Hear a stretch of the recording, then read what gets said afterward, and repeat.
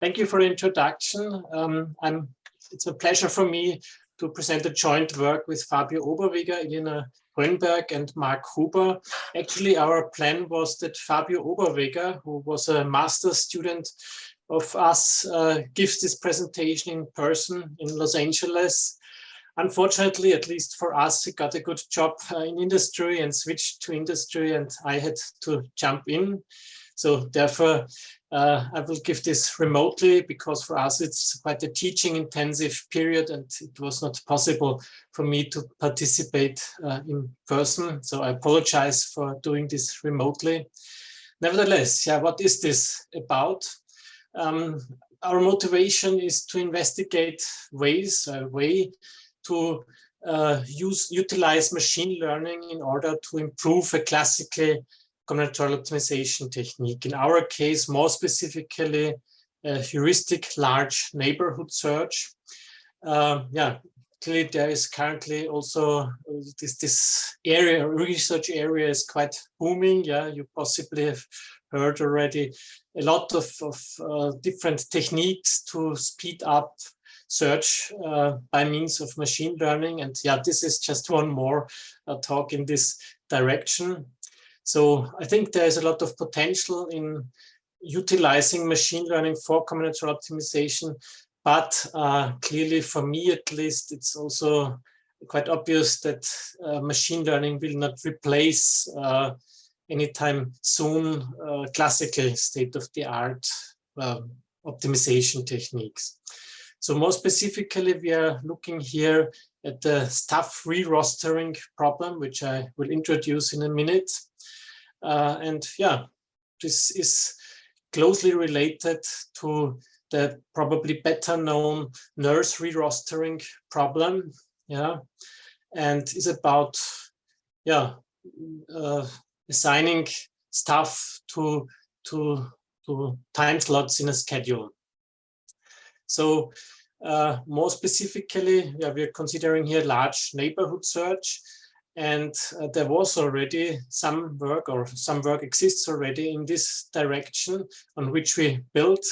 So in 2020, Song and colleagues presented an idea going this direction where basically they trained a machine learning model to partition the variables of your models into subsets, and these subsets then induced smaller subproblems which they solved, and they did this repeatedly and performed a kind of large neighborhood search in this direction.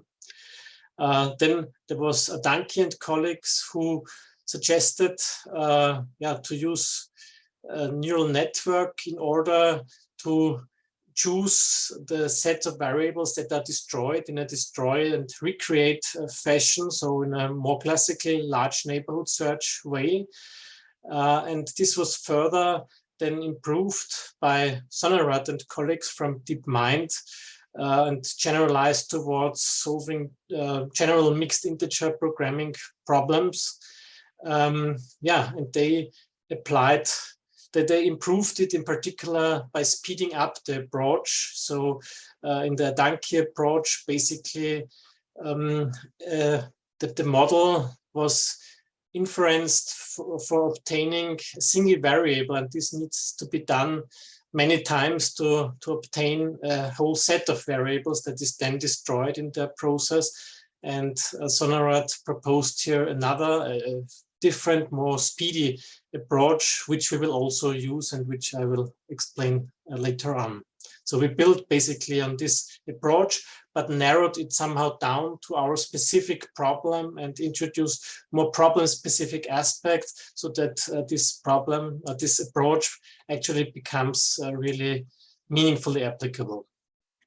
So let me now start with introducing the problem we are actually considering. It's the stuff re-rostering problem. As I said, it builds on the more prominent nurse scheduling problem. Basically, we are given a set of employees, this N1, 2, and 3 here in this small example, and time horizon, maybe the upcoming week, the 7 days here. And each day has 3 shifts, an early shift, a day shift, and a night shift. And we have to assign the nurses, in the employees in some way. So each employee gets assigned either to one of these 3 shifts or to an off day, yeah? So that he or she does not need to work. And besides, we are already given with such an assignment. So this is about the re-rostering. We are given already a roster and want to repair it according to some changes. Yeah, and the changes we consider are either employee-based disruptions. So maybe some employees become ill or have to take off for some other reasons and become unavailable, or the demand changes. Yeah, for example, in the pandemic, this was of course quite some challenge to fill changing demand. And yeah, we want to react according to these changes in the best way possible, meaning that we want, of course, first to meet the new demand as best as possible. This is our primary objective, but also we want to introduce as few changes as possible. Yeah? Changes are also always something which is not so nice to do, of course, inform the employees that they have to work at other times. So these are our optimization goals that are combined in a simple linear fashion. And yeah, this is what we want to minimize. A feasible roster actually has to fulfill quite a lot of additional constraints, yeah, besides that we want to fulfill the demand. For example, the number of consecutive working shifts is limited by some lower and upper bound. Then there must be a minimum rest time between 2 shifts. So for example, an early shift directly followed by a day shift is not allowed, yeah, because there's no rest time in between, and so on. Yeah, I can't go now into details. The details are also not that relevant for this talk and the machine learning approach I want to primarily present here. So that's basically the problem we want to consider. Right, so now let me get to the large neighborhood search. I assume most of you are familiar with the basics of large neighborhood search. So we follow the main principle as presented by Piesinger and Rönnberg in 2010, meaning that the whole approach is based on this destroy and repair principle. So we start with an initial problem instance, or solution actually, to the problem instance that is created in some usually simple way by construction heuristic.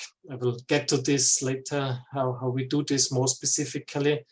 And then a destroy operator followed by repair operator are iteratively applied. And in the destroy operator, we basically unassign variables. So a set of variables is selected in some fashion, and these variables are unassigned, and this induces a sub-problem which is smaller than the original problem, and we assume that we can solve this in some effective way.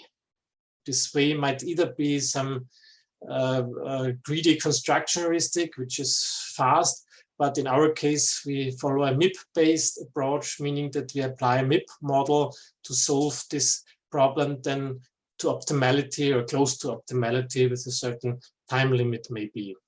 So that's the principle we follow here. And of course, now the selection of the variables that are destroyed are the crucial point. In the simplest case, they are chosen randomly, but one can frequently do better by exploiting problem-specific structure. And I will present one manually designed procedure to do so, but primarily we want to use here some graph neural network based approach followed by a specific destroy set sampling that utilizes the values obtained from the graph neural network to do this destroy set selection.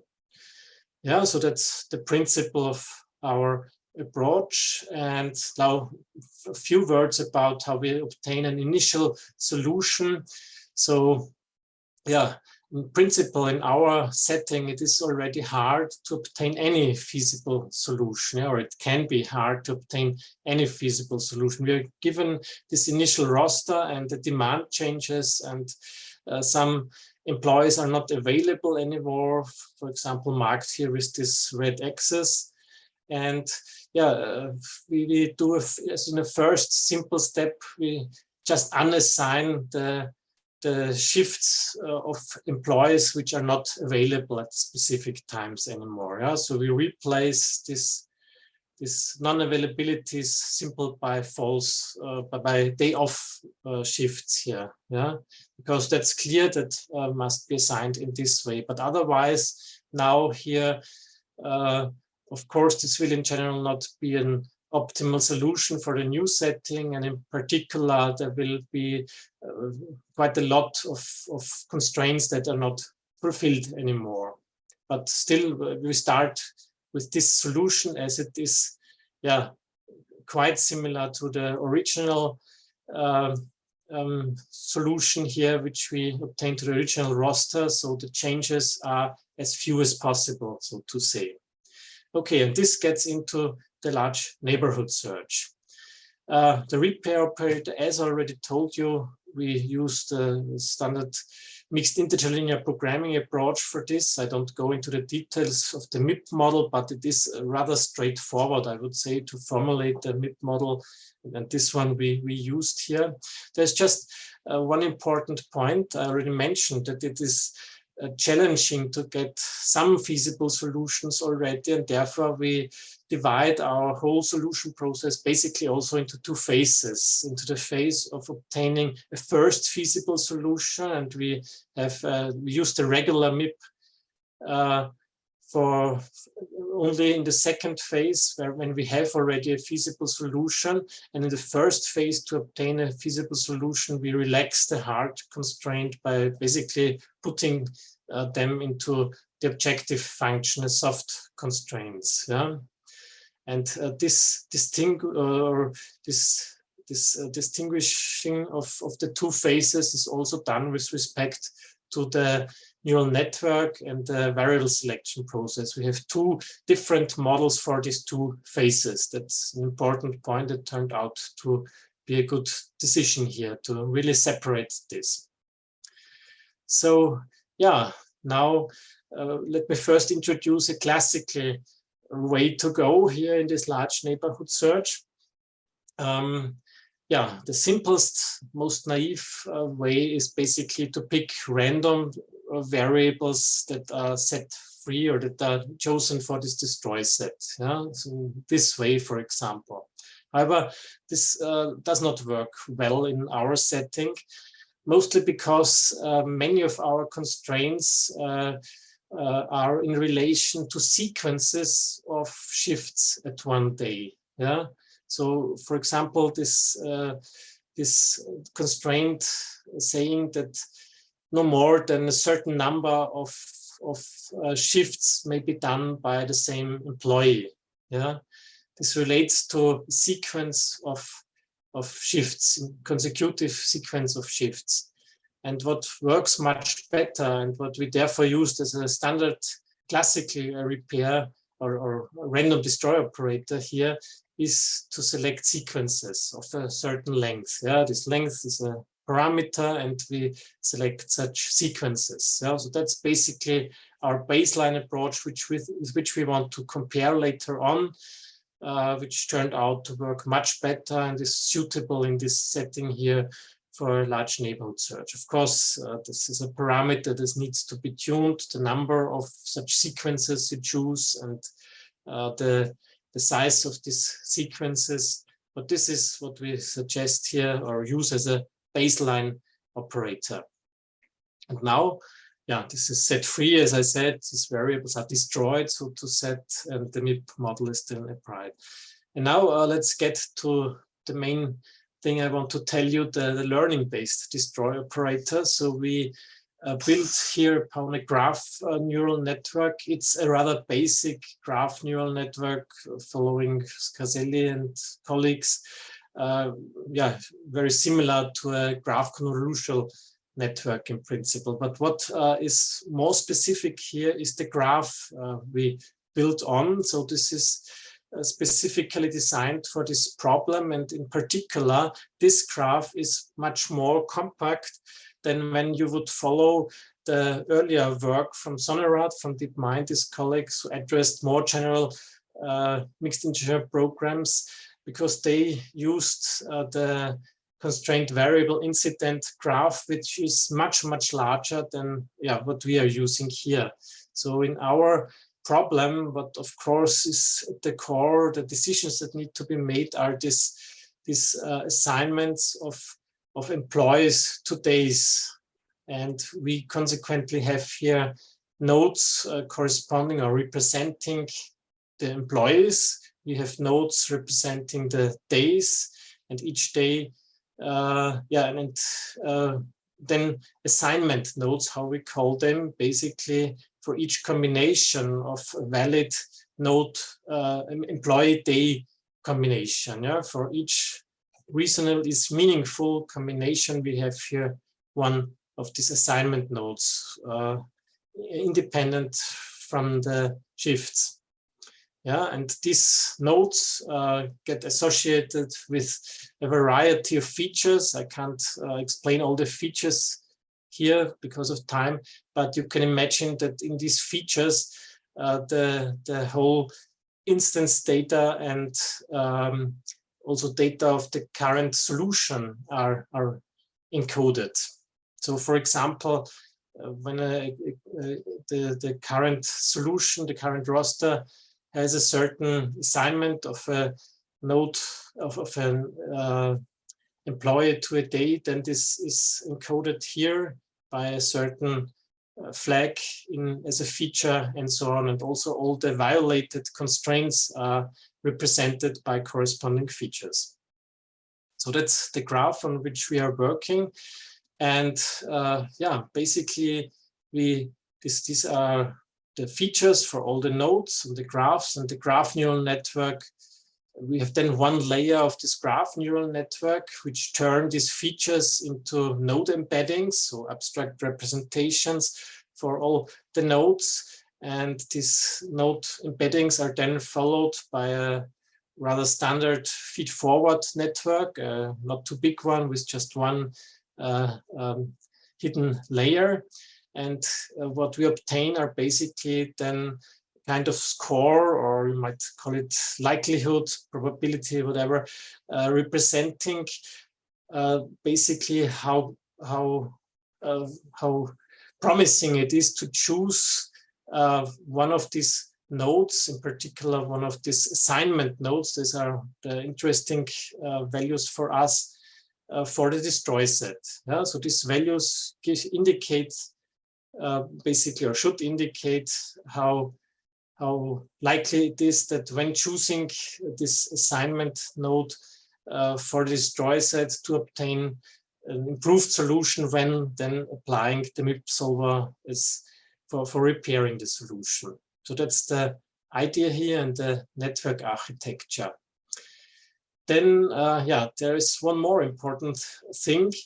We do not directly use these values and sample the nodes destroy based on these values in a direct fashion, but also consider here the consecutive days, that selecting consecutive days is crucial. So we use these values from the GNN and apply a bit more sophisticated, a bit more refined sampling process. Namely, we basically aggregate all these values for sequences, obtaining basically these advanced values, the aggregated values, where each value is always a sum over a window, a sequence of these values, and then do the sampling based on these values for whole sequences of node day pairs. So then based on this, the random selections are done for whole sequences. So that was one key aspect here, which we also considered and found to be meaningful. Okay, there is then one more thing to say. Also in the sampling process, we next introduced a temperature parameter. Günther? Yeah. Just should ask if you can please wrap in 5 minutes. Yeah, sure. Thank you. So there's one more thing, a temperature parameter, which we also consider, which basically somehow controls the diversification of the process. And this is also obtained from the neural network. So, okay, this is our network. A few words about learning, how we train. We do this via imitation learning, following here in some sense also the work of Sonnerat. So basically, as an expert policy, we use a strategy where we apply a MILP with a local branching constraints to identify the variables that are best to destroy. Yeah? And we create a lot of data based on randomly generated instances to obtain the training data and do the training. And here are some results. So what you can see here is a comparison to this large neighborhood search, to the already meaningful and quite well working large neighborhood search based on the random, on the classically manually constructed destroy set generation. And for different sizes of the problem, you can see that we have obtained here significantly better results for different problem instance sizes. Even the whole network was only trained for one smaller size here, and in particular in comparison to a classical application of the pure compact MILP model, this did not work well. So we were much better here with smaller gaps in this range instead of remaining gaps of about 30% obtained by Gurobi.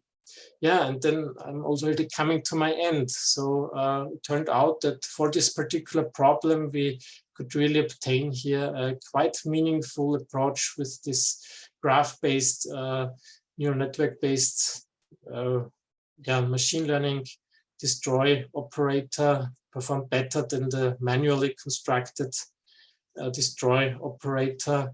And I think the general idea here can also be applied for other related problems in related contexts where large neighborhood search makes sense. Of course, this work leaves a lot also for future work. You can use more advanced, more modern GNN architectures and also consider other techniques for training. In particular, it would be interesting to apply reinforcement learning for training also.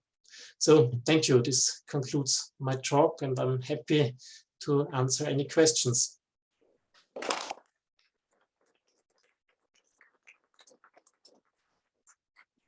All right. Any questions in the audience? Was there any comparison with the other learning-based large neighborhood search? So Mr. Dukina asked if there was any comparison with other learn-based large neighborhood search techniques. Mm-hmm. So we tried to compare with this approach by Sonnerat, on which our work is primarily based, at least from the basic idea. But the real problem was there that this simply was not applicable because the graph was so huge. It's based on a graph which has a node for every variable and every constraint. And when you consider the model, which I can't show you here, this is a much, much larger graph. And then this approach could only be applied to significantly smaller instances. And there also our approach outperformed the method from Sonnerat. So that's why we could not make a direct comparison for graphs of this size. It was clear that this doesn't work there. And that's why we relied here in our comparison to this more classically our own large neighborhood search with this manually constructed destroy set creation. I did also, or I have to admit, we also didn't compare to this approach by Adanki, this earlier one, there it's clear that it's much smaller and that the neural network inference, the time needed for this also plays already quite some role, because there the neural network inference needs to be done for selecting a single variable. And if you do this iteratively, then this takes much more time, and then it's also not getting competitive anymore. So we played around also with such a model in our approach, but finally turned to the way how Sonnerat and colleagues realized this.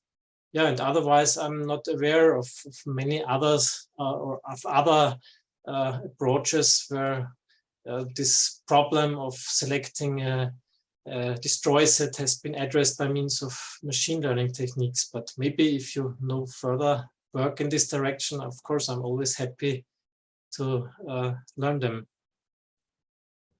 Okay, one more question. Yeah, so in the chat, somebody asked, do you impose the consecutive constraint in your local branching expert? How well does your ML model learn to imitate the expert? Okay, if I got the question correctly, it was related to the learning, yeah? So how we do this more specifically. So I got a bit brief here in my talk, admittedly.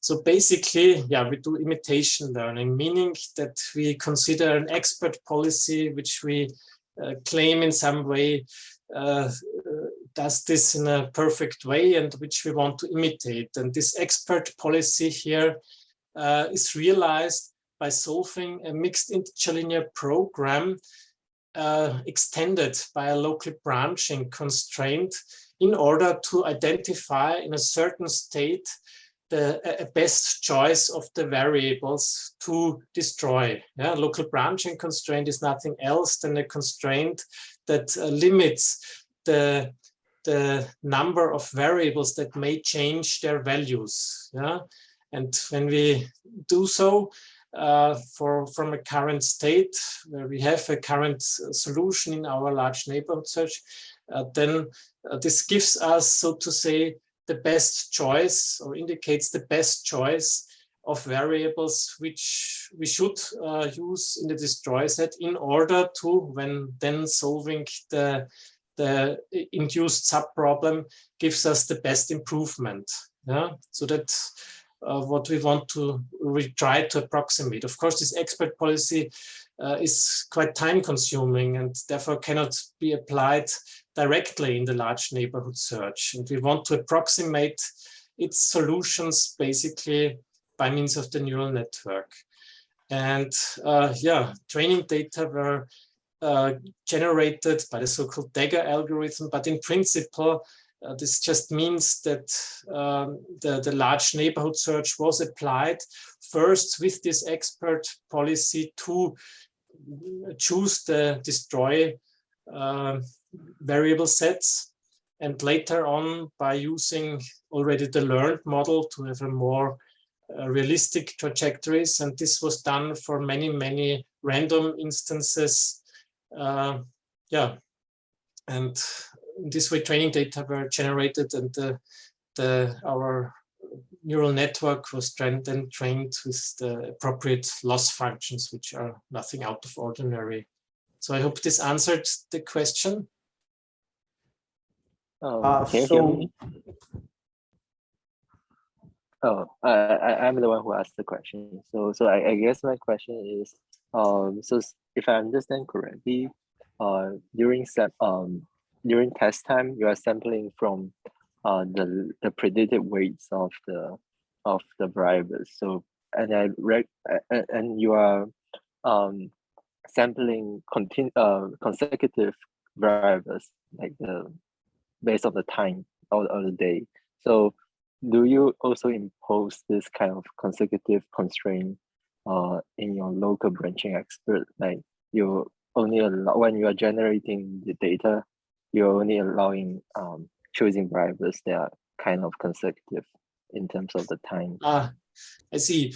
Yes, this was also done during the training data generation, this consideration of always choosing a smaller number of consecutive variable assignments. Yes, this of course somehow needs to fit together, and therefore we also considered this already in this local branching constraints, basically. Okay, And yeah, I have one more question. we're a little after. I mean, we're a little like after 6 p.m. already. So I would recommend that we try to do these questions offline, because I can see that some people are kind of tired right now. there was an issue with coffee arriving late here, but we try to at least like make up for that later. But yeah, I mean, I definitely encourage you to like follow up. I think we also have a question in person, but I guess like also like hopefully you can follow up by email. Of course, yeah, I'm happy to receive your emails if there are any questions or other interesting things. Yeah. Okay, happy. well, thank you very much. I mean, sorry, like it was a kind of mishap here. Thank you and have a good evening. Bye-bye.